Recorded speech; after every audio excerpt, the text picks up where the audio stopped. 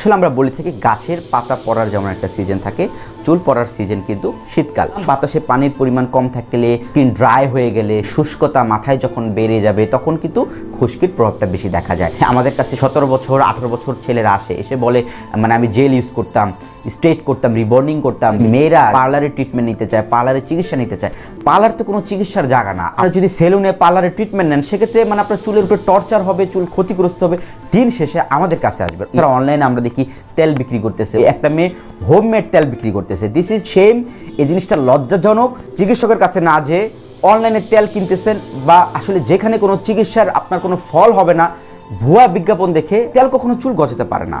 তেল হলো চুলের পুষ্টি, এটা না চুল পড়া বন্ধ করতে পারবে না, তেল কখনো চুল গজাতে পারে না, মানে বৈজ্ঞানিক প্রমাণিত না। বরং এই হেয়ার ফাইবার, হেয়ার কলব যেগুলো লাগাচ্ছেন এগুলো ক্ষতি ছাড়া কিছু না। চুল পড়ার কারণ কিন্তু অ্যান্ড্রোজেনেটিক অ্যালোপেশিয়া। খুশকির জন্য তেমন আহামরি বড় কোনো টাক হবেন না।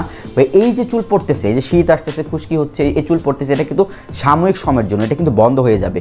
কিন্তু আপনার বংশগত টাকের সমস্যা কিন্তু মূল কারণ ছেলেদের অ্যান্ড্রোজেনেটিক অ্যালোপেশিয়া, আমরা যেটাকে বলি male pattern baldness. Welcome back to my channel Raihan hair transplant Bangladesh channel. আপনাদেরকে অনেক অনেক শুভেচ্ছা।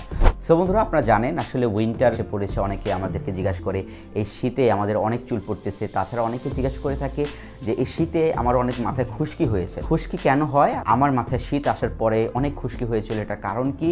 এর থেকে কিভাবে বাঁচতে পারি? অনেকে জিজ্ঞাসা করে থাকে। আসলে শীত আসলে কেন আমাদের অতিরিক্ত চুল পড়ে? আসলে আমরা বলে থাকি গাছের পাতা পড়ার যেমন একটা সিজন থাকে, চুল পড়ার সিজন কিন্তু শীতকাল। সুতরাং শীতকালে যে চুলটা পড়বে এটা কিন্তু আস্তে আস্তে গরম আসলে কিন্তু এটা অটোমেটিকলি ঠিক হয়ে যায়। শীতকালে আমরা বলতে পারি বাতাসে পানির পরিমাণ কম থাকে, এর জন্য আমাদের স্কিন ড্রাই হয়ে যায়। যেহেতু পানির পরিমাণ কম, স্কিন ড্রাই হয়ে যায়, আর ড্রাই স্কিনে কিন্তু খুশকি বেশি হয়, এটা আমরা কিন্তু কমনলি জানি। এছাড়াও আমরা দেখি এই খুশকি হওয়ার পাশাপাশি শীতে মানুষের কিছু অভ্যাসের জন্য কিন্তু এই খুশকিটা হয়ে থাকে। অনেকে গোসল করে, খুব সময় লাগে গোসল করে, অনেক দীর্ঘ সময় গোসল করে, তো আমাদের স্কিনগুলো ড্রাই হয়ে যায়, সেক্ষেত্রে খুশকির প্রভাবটা বেড়ে যেতে পারে। তাছাড়া অনেকে কিন্তু শীতকালে অনেক বেশি শ্যাম্পু করে। আমরা জানি যে খুশকি কিন্তু এক প্রকার মৃত কোষ।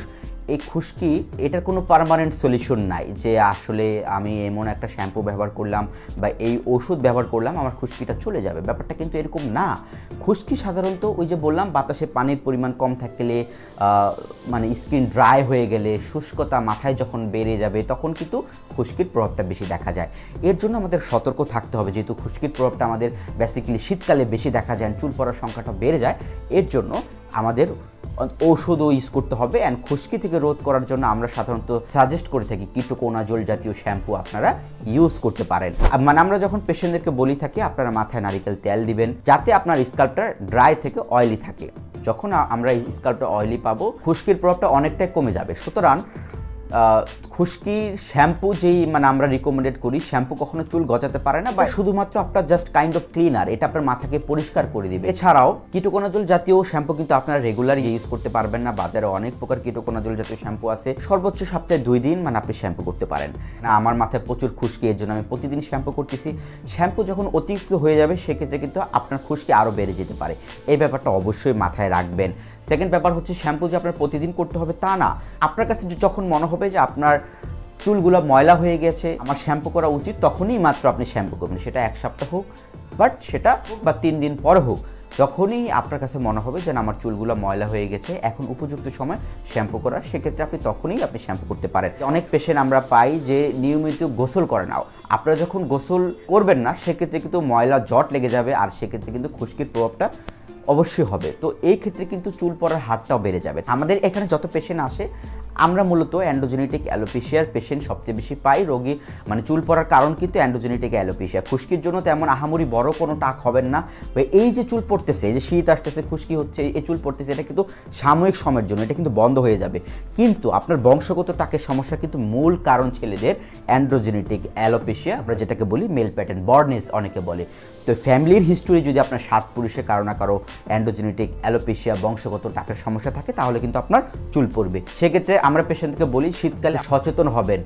একটু কেয়ারটা বেশি করলে দেখা যায় এই চুল পড়ার সমস্যাগুলো হবে না। অ্যান্ড আপনারা যারা শীতকালে অন্তত ওষুধগুলো ইউজ করবেন, কন্টিনিউসলি থাকবেন, মেডিকেশনের ভিতরে থাকবেন, যে ওষুধগুলো মানে আমরা রিকমেন্ড করি বংশগত ত্বকের সমস্যার যদি আপনার হয়ে থাকে, সেক্ষেত্রে কিন্তু আপনার চুল পড়ার হারটা কমে যাবে।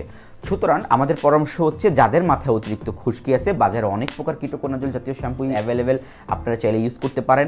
আর এই শ্যাম্পুগুলো কিন্তু রেগুলার ইউজ করা যাবে না। এটা একটা ওই যে প্রথম যে বললাম যে আপনার যখন মনে হবে যে না আমার চুলের জট লেগে গেছে, একটু ময়লা হয়ে গেছে, আমার শ্যাম্পু করা উচিত, তখনই ইউজ করবেন। আমরা সাধারণত পেশেন্টকে সপ্তাহে 1 দিন বা সর্বোচ্চ 2 দিন মানে আমরা শ্যাম্পু রিকমেন্ড করার পরামর্শ দিয়ে থাকি। তাছাড়া চুল পড়তেছে, চুল পড়ার তো অনেক কারণ থাকে। এই সিজনে যে চুল পড়াটা সেটা কিন্তু সিজনের সাথে সাথে অটোমেটিকলি গরম আসলে এই চুল পড়াটাও অটোমেটিকলি কমে যায়। কিন্তু আপনার বংশগত টাকের সমস্যার যে চুল পড়াটা, এটা কিন্তু আপনাকে আস্তে আস্তে 7 গ্রেডের দিকে নিয়ে যাবে। চুল আস্তে আস্তে পড়তে পড়তে আপনার বড় টাক হয়ে যাবে, যাতে মানে আপনার এখন থেকে ট্রিটমেন্ট নিতে হবে। যদি আপনি এখন থেকে ট্রিটমেন্ট না নেন, মেডিকেশনের মাধ্যমে না নেন, সেক্ষেত্রে আপনার এই সমস্যাগুলো হতে পারে। তাছাড়া অনেকে জিজ্ঞেস করে যে আমি প্রবাসে আছি, আমি ওষুধগুলো কীভাবে নিব। আপনার যদি বাংলাদেশ থেকে আসার মতো লোক থাকে, আমরা আপনার লোকের কাছে ওষুধ পাঠিয়ে দিব। তাছাড়া অনেকে জিজ্ঞাসা করে প্রবাসে অনেক ভাইরা আমাদেরকে বলে যে এখানকার পানি ভালো না, যে লবণাক্ত পানি, এর জন্য কি চুল পড়ে কিনা। জিঙ্ক, বায়োটিন পানির জন্য, খুশকির জন্য বা খাদ্যাভ্যাস পরিবর্তন, লাইফস্টাইল পরিবর্তন, এই যে একটা টর্চারের জন্য চুল পড়ে। এই 17 বছর 18 বছর ছেলেরা আসে, এসে বলে মানে আমি জেল ইউজ করতাম, স্ট্রেট করতাম, রিবর্নিং করতাম, পার্লারে ট্রিটমেন্ট নিতে চায়, পার্লারে চিকিৎসা নিতে চায়। পার্লার তো কোনো চিকিৎসার জায়গা না। আপনারা যদি সেলুনে পার্লারে ট্রিটমেন্ট নেন, সেক্ষেত্রে মানে আপনার চুলের উপরে টর্চার হবে, চুল ক্ষতিগ্রস্ত হবে। দিন শেষে আমাদের কাছে আসবেন, চিকিৎসা হয় সেখানে যাবেন। পার্লার কোনো চিকিৎসার জায়গা না, বা সেলুন কোনো চিকিৎসার জায়গা না। কেউ বললো এই জিনিসটা করেন, হেয়ারের স্ট্রেট করেন, বা দেখা যায় এই হেয়ার ফাইবারটা ইউজ করেন, বা দেখা যায় এই কলপটা ব্যবহার করেন, বা এবার হিট দেন। আমি অনেক সেলুনে দেখছি মাথায় হিট দেওয়া হয়, এটা চুলের জন্য অবশ্যই ক্ষতিকারক। সুতরাং আপনারা ওই ভুল জায়গায় গিয়ে যদি ট্রিটমেন্ট নেন। তাছাড়া অনলাইনে আমরা দেখি তেল বিক্রি করতেছে, একটা মেয়ে হোমমেড তেল বিক্রি করতেছে। This is same. এই জিনিসটা লজ্জাজনক। চিকিৎসকের কাছে না যেয়ে অনলাইনে তেল কিনতেছেন, বা আসলে যেখানে কোনো চিকিৎসার আপনার কোনো ফল হবে না, ভুয়া বিজ্ঞাপন দেখে আপনার ওষুধ নিতেছেন। এই জিনিসটা খুবই খুবই লজ্জাজনক। তেল কখনো চুল গজাতে পারে না। তেল হলো চুলের পুষ্টি, এটা না চুল পড়া বন্ধ করতে পারবে না, তেল কখনো চুল গজাতে পারে না। এটা মেডিকেটেড, মানে বৈজ্ঞানিক প্রমাণিত না। বৈজ্ঞানিক প্রমাণিত আপনারা যদি ওষুধ ব্যবহার করেন, সেক্ষেত্রে কিন্তু আপনার আদৌ কাজে আসবে। তো আপনারা যদি তেলের কাছে যান বা বিজ্ঞাপন সেলুনে গিয়ে ট্রিটমেন্ট নেন, সেটা অবশ্যই আপনার চুলের জন্য ক্ষতিপূরক। ইন ফিউচার আপনি দেখবেন তাড়াতাড়ি আপনার বলনেস বেড়ে যাবে। এই যে 17 থেকে 18 বছর 20 বছরের ছেলেরা আমাদের কাছে বেশি পাচ্ছে, কেন পাচ্ছে? এরা বলে আমরা জেল ব্যবহার করতাম, বা এরা বলে যে আমিও ফেসবুক থেকে একটা তেল অর্ডার করেছিলাম, সে তেল দেওয়ার পর আরও ক্ষতিগ্রস্ত হয়েছে। তখন আমরা বলি যে এগুলা অবশ্যই চুলের জন্য হারামফুল, এগুলো ইউজ করা যাবে না। তারাও আমরা অনেক মেয়েদেরকে পাই এই স্ট্রেট করে রিবর্নিং করার পর, এখন আমাদের অনেক আপুরা মেসেজ করে অতিরিক্ত চুল পড়তেছে, বাট হিস্টোরি দিয়ে দেখতে পারি ফেসবুক থেকে তেল ইউজ করছে বা স্ট্রেট করছে, রিবর্নিং করছে। এগুলো অবশ্যই চুলের জন্য ক্ষতিকারক। ছেলেদের ক্ষেত্রে আমরা বলতে পারি ম্যাক্সিমামই বংশগত টাকের সমস্যা, অ্যান্ড্রোজেনেটিক অ্যালোপেশিয়া। আমাদের কাছে যখন পেশেন্টরা আসে, আমরা তাদের হিস্টোরি নেই, আপনার দাদার মাথায় চুল আছে কিনা, বাবার মাথায় চুল আছে কিনা, 7 পুরুষের কী অবস্থা, কারো না কারো চুল পড়ার সমস্যা দেখতেই পারি আমরা। তখন আমরা মেডিকেটেড ওষুধ দিতে পারি, যেগুলো অন্তত গবেষণায় পরীক্ষিত, FDA approve, American food and drug administration clinical ট্রায়ালসে যেগুলো অ্যাপ্রুভ করেছে যে না এগুলো দেওয়া যেতে পারে। সায়েন্স যেগুলো আবিষ্কার করেছে, সায়েন্স যেগুলো গবেষণা ট্রায়াল করেছে যে না এটা অন্তত বংশগত টাকের সমস্যার জন্য আমরা ইউজ করতে পারি, তখনই মানে আমরা পেশেন্টদেরকে, আমরা যখন হিস্টোরির সাথে মিলে যায়, তখনই আমরা সেগুলো রিকমেন্ড করি, অ্যান্ড সেগুলো 100% কাজ করে। ওষুধ দেওয়ার পরে অনেকটাই ভালো রেজাল্ট, অনেকটা উন্নত হয়ে যায়। সুতরাং ভুয়া ট্রিটমেন্ট নেবেন কেন? আপনারা সচেতন।